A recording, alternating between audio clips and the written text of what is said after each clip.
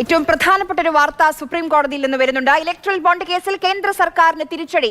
Electoral bond ഇറക്കുന്നത് supreme കോടതി വിലക്കുന്നു. രാഷ്ട്രീയ പാർട്ടികൾക്ക് ലഭിച്ച സംഭാവനകളുടെ വിശദാംശങ്ങൾ രഹസ്യമായി സൂക്ഷിക്കുന്നത് ഭരണഘടനാ വിരുദ്ധവും വിവരാവകാശ നിയമത്തിന്റെ ലംഘനവുമെന്ന് സുപ്രീം കോടതി. സംഭാവനകളുടെ വിശദാംശങ്ങൾ അറിയാൻ ജനങ്ങൾക്ക് അവകാശമുണ്ടെന്ന് കോടതി.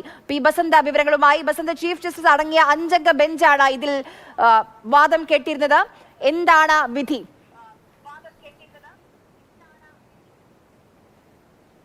ആര്യ, സുപ്രീം കോടതിയിൽ നിന്നും കേന്ദ്ര സർക്കാരിന് വലിയ തിരിച്ചടിയാണ് ഇപ്പോൾ നേരിട്ടിരിക്കുന്നത്. ഇലക്ട്രൽ ബോണ്ട് ഇറക്കുന്നത് ഇപ്പോൾ റദ്ദാക്കിക്കൊണ്ട് അല്ലെങ്കിൽ തടഞ്ഞുകൊണ്ടുള്ള സുപ്രീം കോടതിയുടെ ഭൂരിപക്ഷ വിധി ഇപ്പോൾ പുറത്തു വന്നിരിക്കുകയാണ്.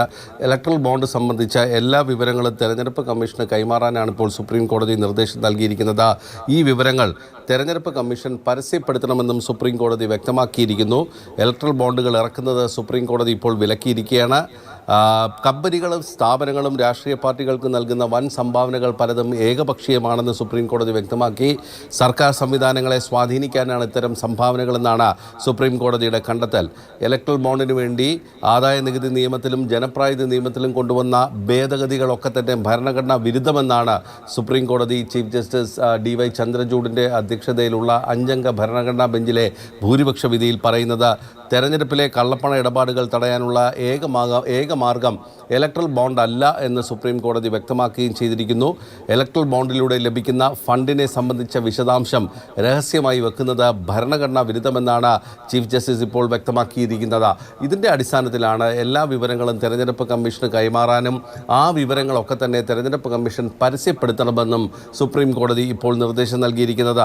ഇലക്ട്രൽ ബോണ്ടിൽ അല്ലെങ്കിൽ ഈ ബോണ്ടിലൂടെ രാഷ്ട്രീയ പാർട്ടികൾക്ക് ആരൊക്കെ സംഭാവന നൽകി എന്നറിയാൻ ജനങ്ങൾക്ക് അവകാശമുണ്ട് എന്നാണ് ചീഫ് ജസ്റ്റിസ് DY ചന്ദ്രചൂഡ് ഇപ്പോൾ വ്യക്തമാക്കിയിരിക്കുന്നത്. സർക്കാരിനെ സംബന്ധിച്ചിടത്തോളം കനത്ത തിരിച്ചടി തന്നെയാണ് എന്നുള്ള കാര്യത്തിൽ യാതൊരു സംശയവുമില്ല.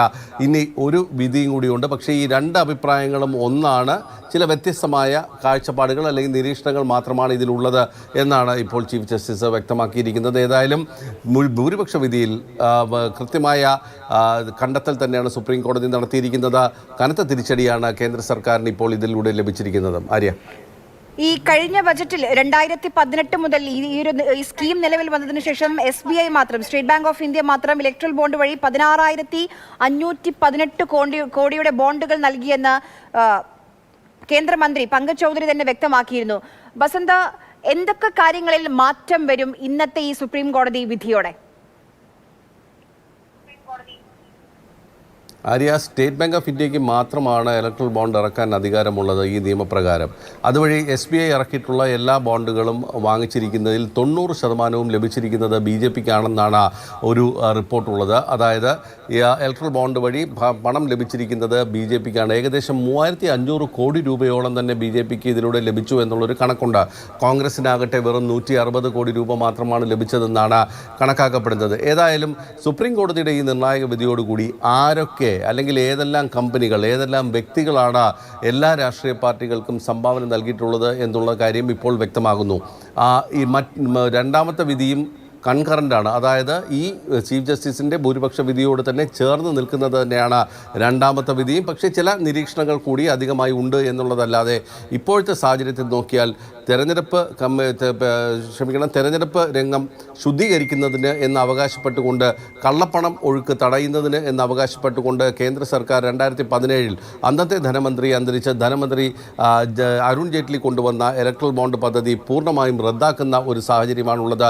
ഇത് വിലക്കിക്കൊണ്ട് ഇനി മേലാൽ ഇത് ഇറക്കരുത് എന്നുള്ള നിർദ്ദേശമാണ് ഇപ്പോൾ സ്റ്റേറ്റ് ബാങ്കിന് നൽകിയിരിക്കുന്നത്. മാത്രമല്ല, ഇതുമായി ബന്ധപ്പെട്ട എല്ലാ വിവരങ്ങളും തെരഞ്ഞെടുപ്പ് കമ്മീഷന് SBI കൈമാറണം. തെരഞ്ഞെടുപ്പ് കമ്മീഷൻ ഇത് പുറത്തുവിടണം എന്നുള്ളൊരു നിർദ്ദേശം കൂടി നൽകിയിരിക്കുന്നു.